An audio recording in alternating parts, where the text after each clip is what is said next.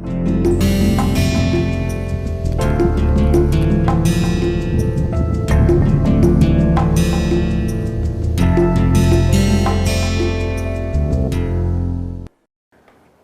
So, in this graph we have already learned that the short run cost and long run cost in this particular Q2 quantity, they are going to be the same.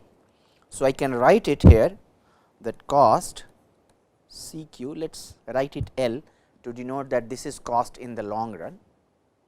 Okay. What we see from the graph that C short run Q2 with this particular label of K star, this is not now an arbitrary K bar, it is this particular K bar that I am talking about. This is what we have figured out.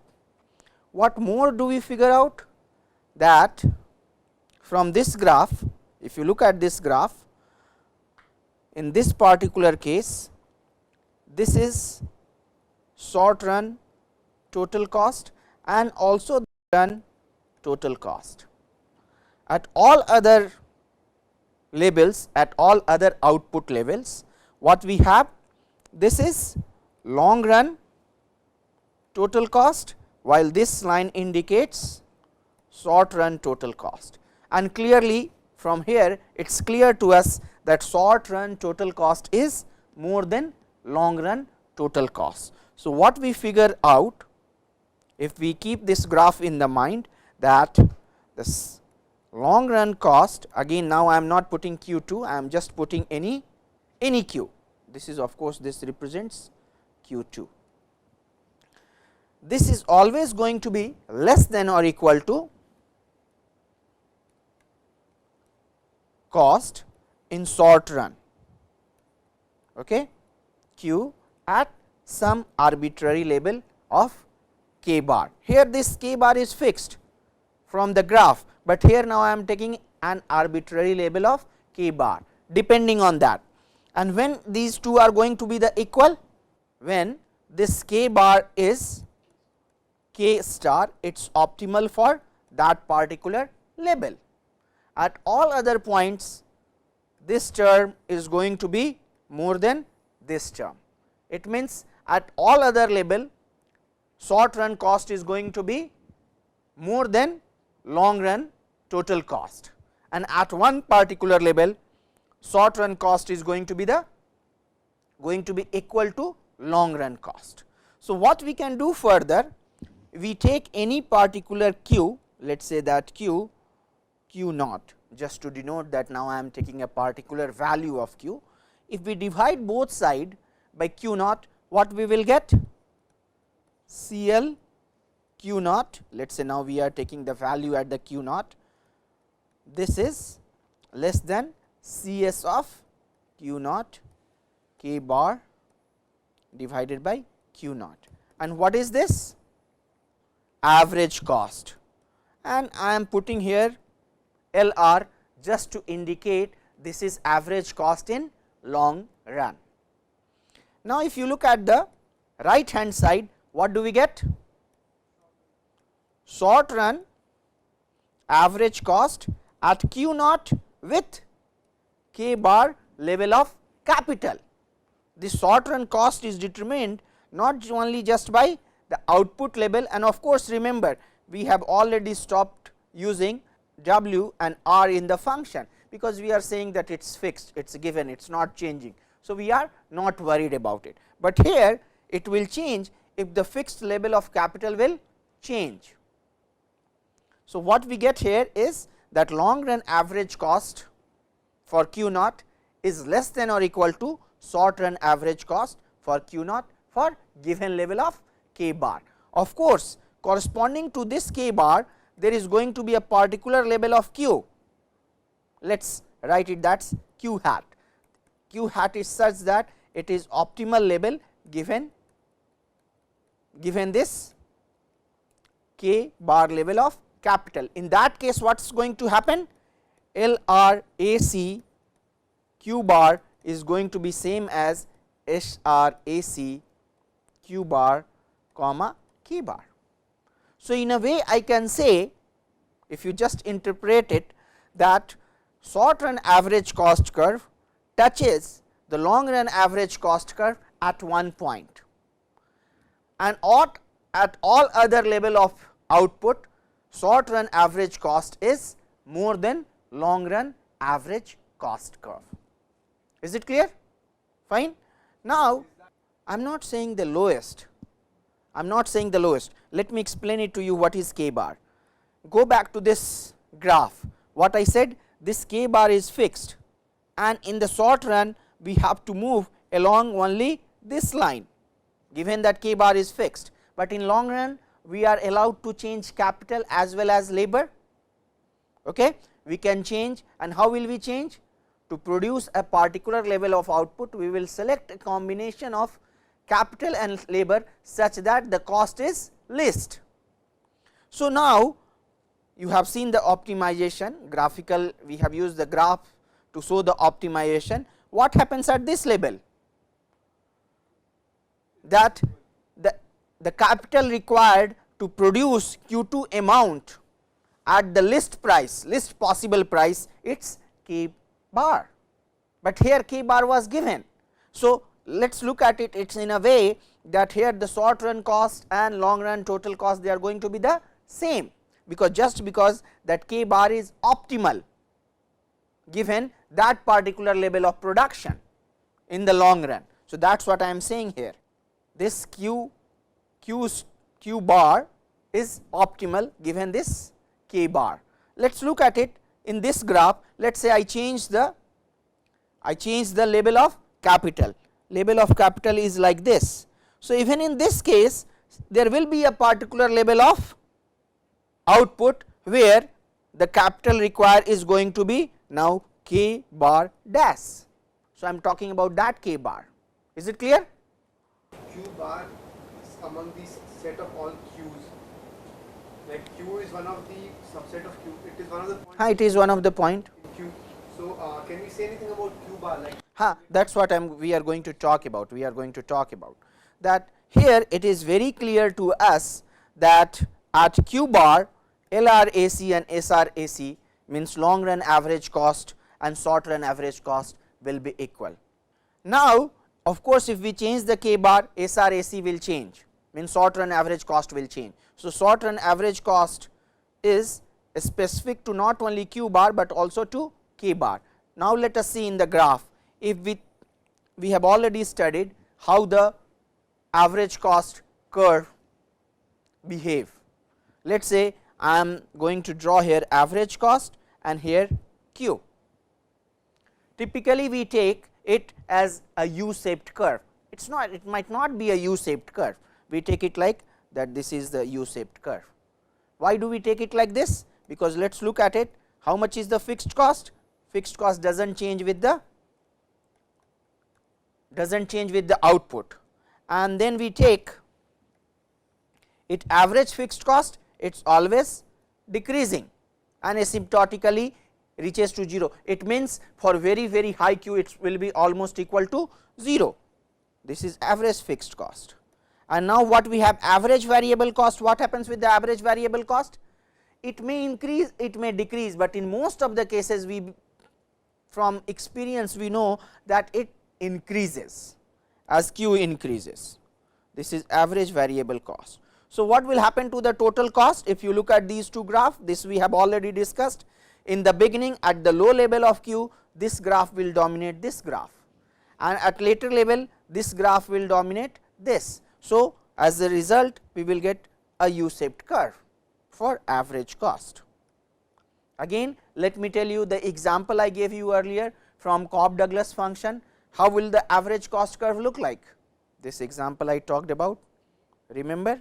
Let me make your life little easier by taking alpha plus beta is equal to 1. Then you have constant return to scale, and when you have constant return to scale, average cost is going to be same at all level. It is not going to be, it is not going to change. So, it is not going to be a U shaped curve, it is going to be a straight line, a flat curve. So, again this is just for illustration. I am no way I am saying that average cost curve will vary in this particular manner always. This is just for illustration. Okay. Will it be a straight line just for one or any constant? For any constant? This is of course, this is long run average cost I have drawn. It does not matter right now, let us say it is a long run average cost curve. It is a U-shaped curve here, of course, because you are talking about FC, I am talking about AFC, that is why it is that, if that is way you take it, it will be short run average cost curve. But what we are saying, typically we take average cost as U-shaped curve for whatever the reason is. Right now that is not the aim to figure out how the curve will look like.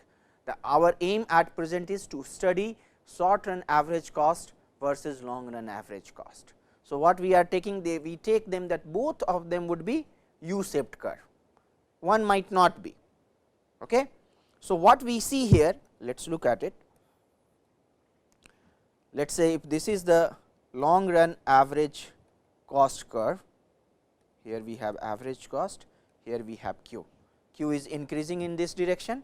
Now, if we want to draw short run average cost curve, it will not only depend on Q, it will also depend on particular label of K bar. Let me say that I am drawing it on one particular label of K bar, and again let us say it is a U-shaped curve. How would it look like? Something like this. Fine. What I am saying here is, this is short run average cost 1. Why 1? What does it correspond to?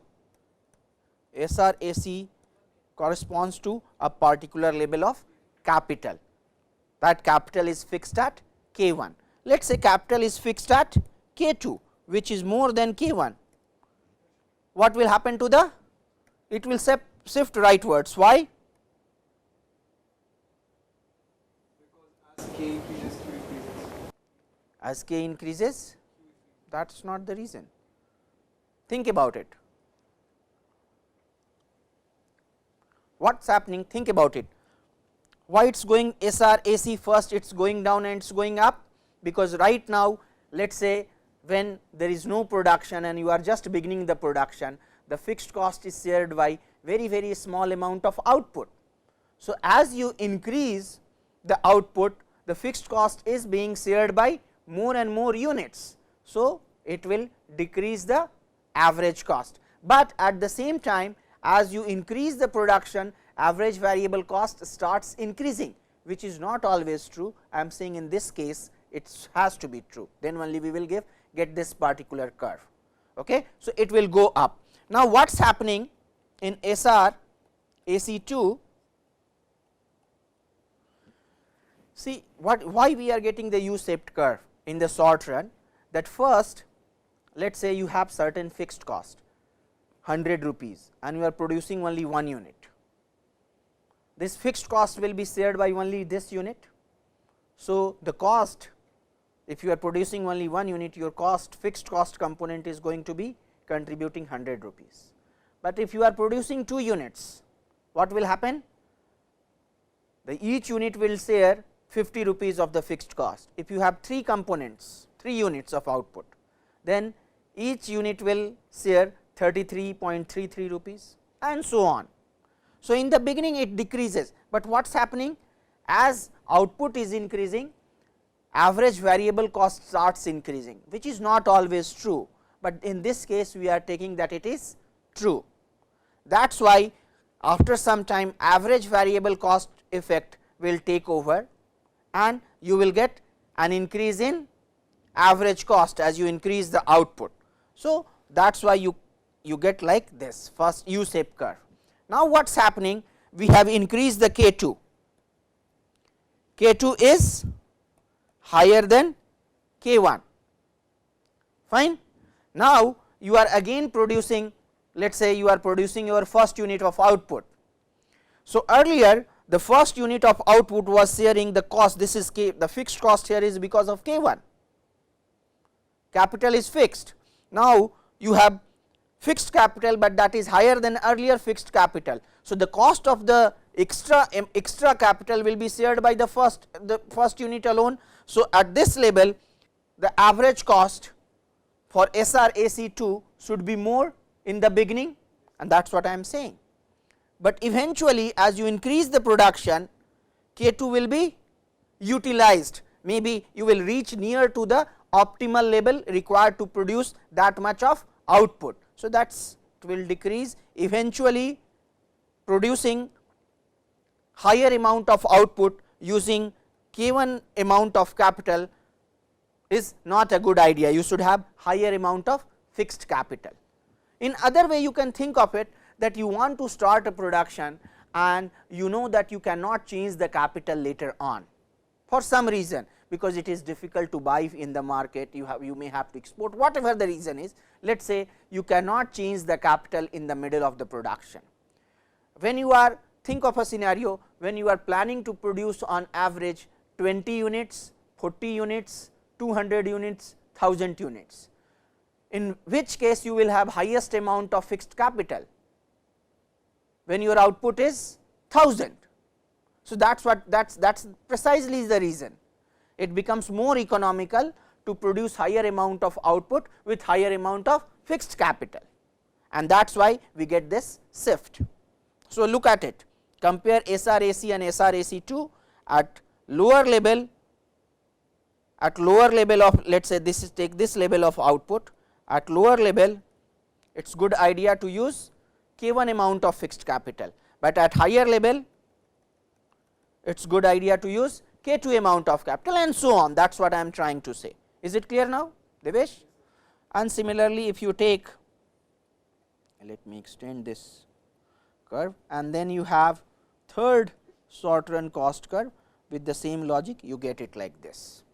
Now, although I have I have drawn it in the other way, I had drawn LRAC first and SRAC later, just because it is easier to draw in this manner. Okay. What you should notice that long run average cost curve envelops all the short run average cost curve from below. How do we get the long run average cost curve? From, not from the minimum, that will be easier to understand. Let me show you, that will be easier to understand if you take the fixed amount of discrete number of fixed amount of capital. Okay. Let us take discrete number, probably let us take 3, K 1, K 2 and K 3, where K 3 is more than K 2, and let us say that only 3 levels of capital are possible.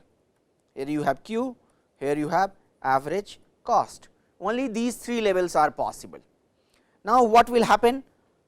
Draw the short run average cost curve. How will it look like? Let us say it looks like this. Fine, I am just making it up, it is not the it does not represent the reality, it is just for illustration. This is short run average cost 1, representing K 1 amount of fixed capital. Now, if you have, this is short run average cost curve when the fixed amount of capital is K 2, and similarly we can draw it for, fine. Okay. These are the 3 short run average cost curve. This is SR, let me